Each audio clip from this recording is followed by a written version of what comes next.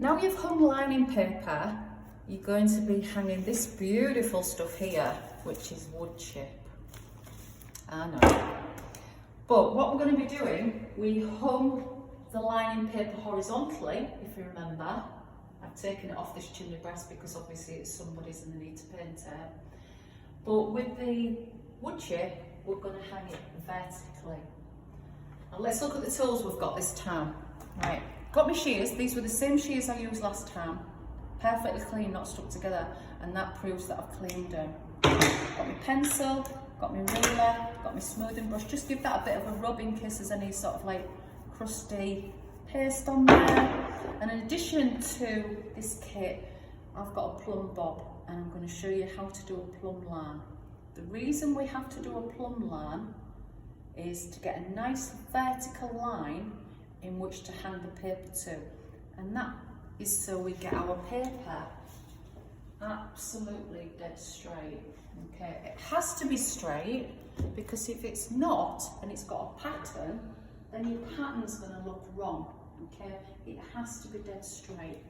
Now just show you this. This is the paste I made up last week, and as I explained, it lasts for about 7 days with a tight lid on. So that was in the tub with a lid on, perfectly okay. So that's good to use. And I actually picked up my stick, but never mind. And then, as always, very, very important, make sure you get your sponge and your water. Okay. So it's up to you what kind of access equipment you use for this. You can just use a hopper, such as this, or you can get a pair of steps. If you've noticed, I've got my trousers on this week, and I'm just going to show you can obviously use trousers as well as the bib and brace. Smoothing brush in there, shears in there, you will have a pocket in there, pencil. Okay, so we're good to go. So what I've got to do now is I've got to decide where I'm going to put my plumb line. And I think what I'll do is I'll start on the chimney, the recess, because I think this will be easier for everybody. Okay, we'll do this first. So what I've got to do first, I've got to measure the width of the wood chip. Now if you look at that there, that is like 400, 500, you can't see the 500 because of this circle. 500 and about 32 there. What happens with paper when it's being pasted is it expands. Next, you leave it to soak so it expands, because if it expands on the wall, you get bubbles. So what we need to do is add a few mil on. So I'm reckoning this might expand about 4 mil there. So that is where I'm going to put my line. Because if I put my line at the same width as the paper and it's expanded, I won't be in the right place. So what we need to do now is we need to decide where we're going to start. So what I'm going to suggest to you is start right in the corner here.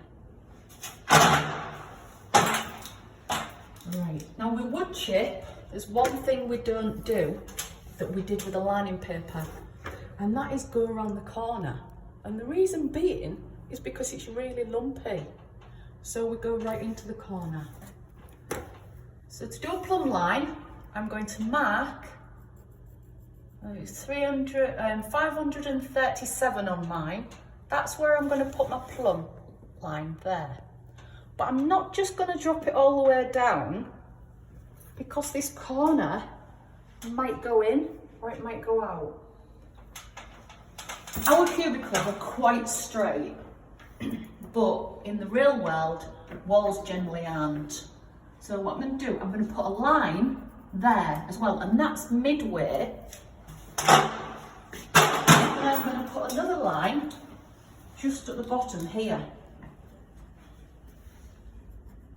Like that. So I've got 1, 2, 3 marks, all at 537 away from the corner. And yours might be, no, probably the same 537 because we're all using wood chip. So you'll have the same measurement.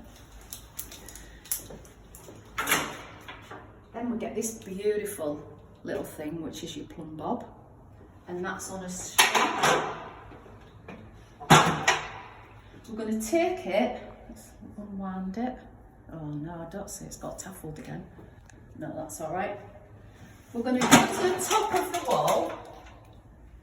We're going to take the plumb line to the top of the wall, and we're not going to let it sit on the skirting. We're going to take it, it's proper spinning. We're going to take it so it's just above the skirting. Right, if you look now at this top mark, when we do a plumb line, we look directly on. Now I've covered that mark. Let's have a look, see where the next one is. Let's stop it swinging. Right. The next mark as well is just ever so slightly to the right. And the bottom mark is bob on. Well, actually, now it's stopped, I'd say it was absolutely vertical. So I know now that that corner's straight, and this is where I'm going to hang my paper. So pencil, look at the string, put the pencil line behind the string, and I do a little tick. This is just what I do, because I don't want to get them confused between the 3 marks I did in the beginning and the marks I'm doing now. Don't look to the side of your string, always look face on, and you put your pencil behind like that. So just holding it on each mark, work your way down, just be careful as you're coming off your hop up or your steps. Looking at the string, right in front of it, and you're putting your pencil line behind the string about every 200 mil.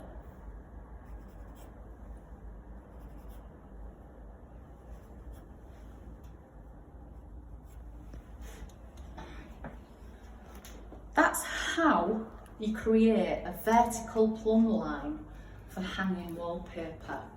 So I'm going to leave that one there, and you'll be able to do this in stages. So make sure you watch this video before you do that task.